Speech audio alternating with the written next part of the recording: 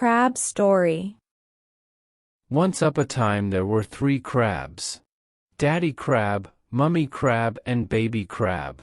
They lived in a rock pool at the seaside. Twice a day, the tide would come in and refill their rock pool with fresh seawater. "What's beyond our rock pool?" Baby Crab asked one day. "Danger," Daddy Crab replied. "There are seagulls and other things that would eat you." "Well, I want to see," Baby Crab said. "No, you should stay here," Mummy Crab replied. "You don't want to go exploring, you might get lost." But Baby Crab was a naughty crab. He waited until both his parents were asleep under their rocks and the tide was in, and then he walked sideways towards the top of the rock pool. He slipped over and suddenly fell into another pool. He looked about and there were red things sitting on rocks waving. He waved back. The red things just continued waving. How rude, he thought. He went over to one and touched the red arm. The arms all suddenly shot inside. "Hello," he said. The red waving things continued to ignore him.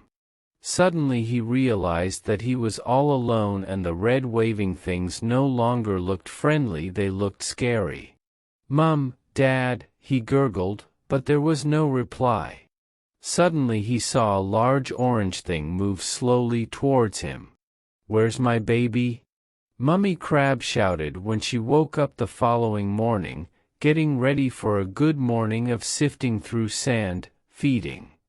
"I'll ask the barnacles," Daddy Crab said. He wandered over to the nearest group of barnacles. "Hey barnacles, did you see our son last night?" "We never saw anything, we've been filter feeding all night," one barnacle said. "You know we leave each other alone. It's the first law of the rock pool, we leave you alone and you leave us alone."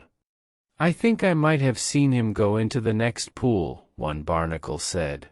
"I'm not facing that way, I only saw him out the corner of my eye."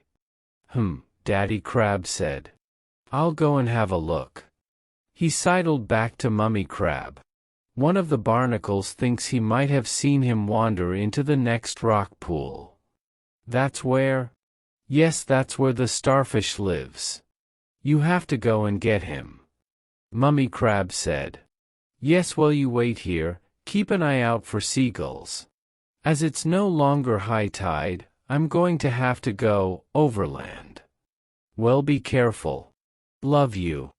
"Love you," said Daddy Crab as he walked up to the edge of the rock pool. Carefully keeping an eye out for seagulls, he left their pool and made a dash for the next pool. He saw some sea anemones waving. No point asking them, everyone knows anemones can't speak. Now where was that starfish, and more importantly, where was his son? Suddenly there was a shout of "Dad!" Daddy Crab saw his son run towards him. "Son, we were worried, your mother is beside herself with worry."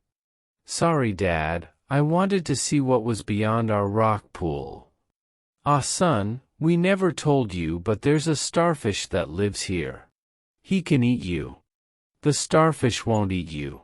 He's my friend." "Now don't be silly, son, we can't be friends with starfish, they've only got 5 legs. We have 8. Come back with me, we will have to be quick, because there might be seagulls about." "Will the seagulls be my friend?" "No, the seagulls will eat you. Now follow me." "Bye," shouted Baby Crab. Daddy Crab was suddenly aware of an orange arm waving back. "Starfish, whatever next?" The 2 crabs walked back towards the edge of the rock pool. Daddy Crab kept a lookout, there were no seagulls about. "Right now, son, run as fast you can. Don't look back, we need to move fast as we don't want to be eaten by seagulls." Baby Crab ran out of the rock pool, over the rocks and back into his home pool and into the welcoming claws of his mother. "Ah, son," Mummy Crab said, she would have had a tear in her eye, but since she was already in water she didn't. I am so glad to see you. Where's your father? I'm here. Daddy Crab answered. Now don't ever do that again, not until you are a big crab and able to give a seagull a nasty nip. Mummy Crab scolded. I won't, said Baby Crab eyeing up the rock pool that lay in the other direction.